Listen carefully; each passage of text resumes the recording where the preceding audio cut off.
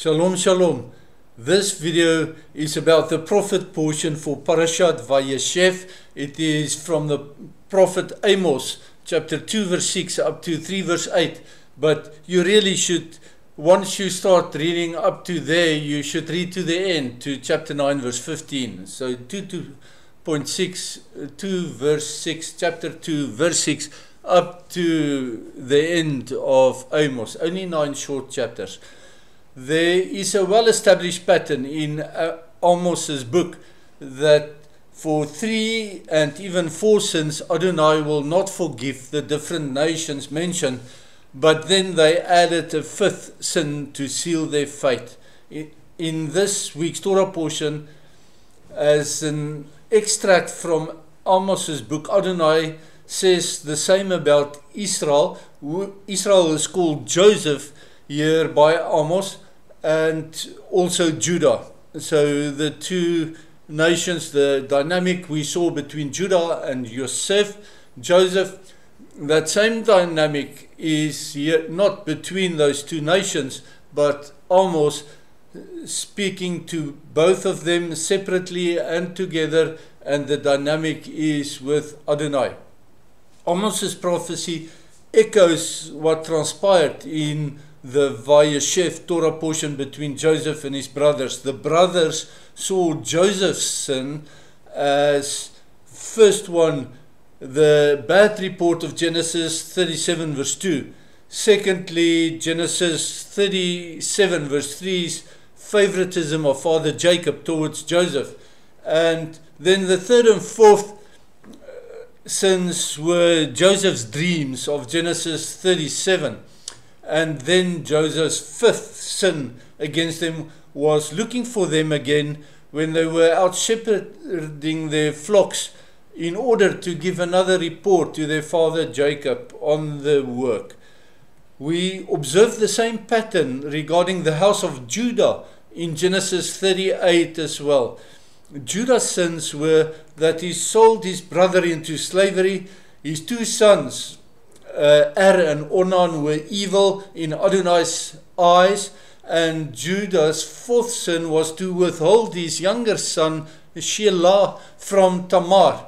His added sin then thereafter relates to conceiving Perez and Zerah with his own daughter-in-law Tamar.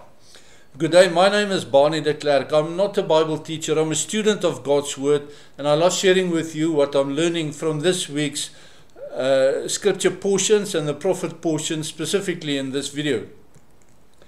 In Amos chapter 2 verse 3b, the last sentence of verse 3 up to verse 5, we read that the nation of Judah's 5th sin was that they did not keep Torah because they have been misled by false teachers. Yes, lacking discernment is your fault, because it would not have happened if you read and knew Torah. For instance, being misled by false teachers, Judah will be tested by fire, and you can read that as being refined in the refiner's holy fire as well.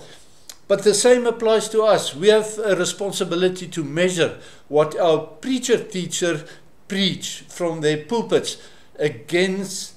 We have to measure what they say against the Word of God, and to either follow or reject those teachers accordingly. There are many false doctrines in the Christian church, and for following those doctrines that are against the Torah, church members will face the same music as Amos was playing for Judah and Joseph or Israel then in his prophecy. This music sounds very similar to the Jaws movie theme track, and that is, if we put Amos to music, you'll notice that Jaws and Jews sounds almost the same, but in history it was the Gentile so-called believers who were the sharks. Also note that Amos's music it's playing for fire, not for sharks. It's much worse.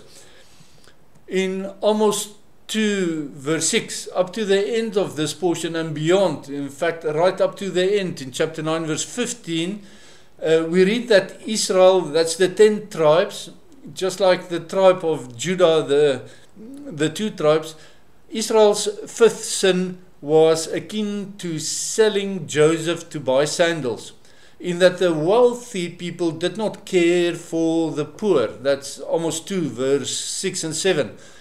And it also equates to Judah and Tamar, as Amos writes that a man and his son goes to the same girl. Remember, Judah slept with Tamar, his daughter-in-law.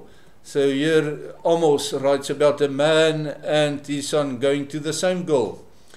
Furthermore, Israel, the 10 tribes, served idols and they did not keep their vows, specifically referring to Nazarites. They also did not want to hear prophecy, even after Adonai sent prophets to be shofar to them.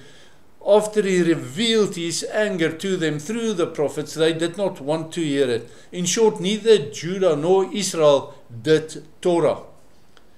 Their faith was cultural or habitual and not a relationship between themselves and Adonai. And for that, Amos said in chapter 4, in verse 12 and 13, prepare to meet your God. His name is Adonai Elohei Tsevaot. Tsevaot means the Lord of the heavenly armies. Adonai Tsevaot, the Lord of the heavenly armies. Tsevaot, the heavenly armies. Adonai then used, after Amos, he used the Syrian Empire as his weapon against Israel to turn their hearts back to him. If Israel wanted to avert the coming righteous wrath of Adonai upon them, their salvation would have been secured in 3 words: Teshuvah, Tefillah, Tzedakah.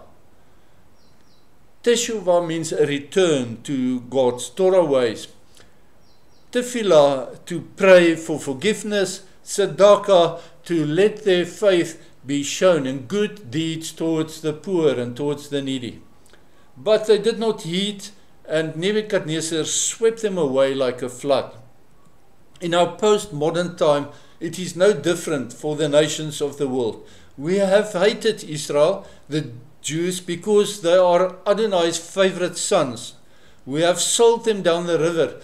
In many holocausts, greater and smaller, we have rejected Adonai's Torah. We have shunned the prophets because we love preacher-teachers who tickle our ears with prosperity gospel and replacement theology and false promises that we will simply float away into bliss before the days of trouble comes.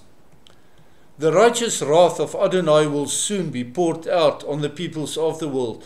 If we desire mercy to find us, we have to think of these 3 Hebrew words as well. Teshuvah, Tefillah, Tzedakah. It still holds the key. Teshuvah, to return, to walk in Yeshua's ways, Derech Yeshua, which is a narrow interpretation of the Torah.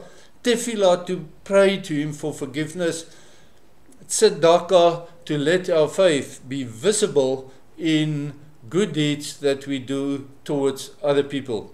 If we walk in Adonai's narrow Torah ways, the Derech Yeshua, then the promise salvation from the book of Revelation 7 verse 9 and 10 will be our lot. If not, then not.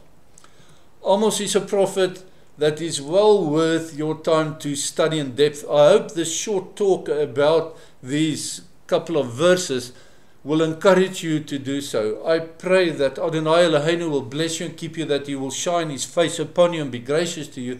I pray that he lift his countenance upon you and that he will give you shalom. Shalom means that he will make you complete. He will heal you. He will develop you to be a useful person in his kingdom. And he will give you peace even in the midst of the storms that's surely coming. Shalom, shalom.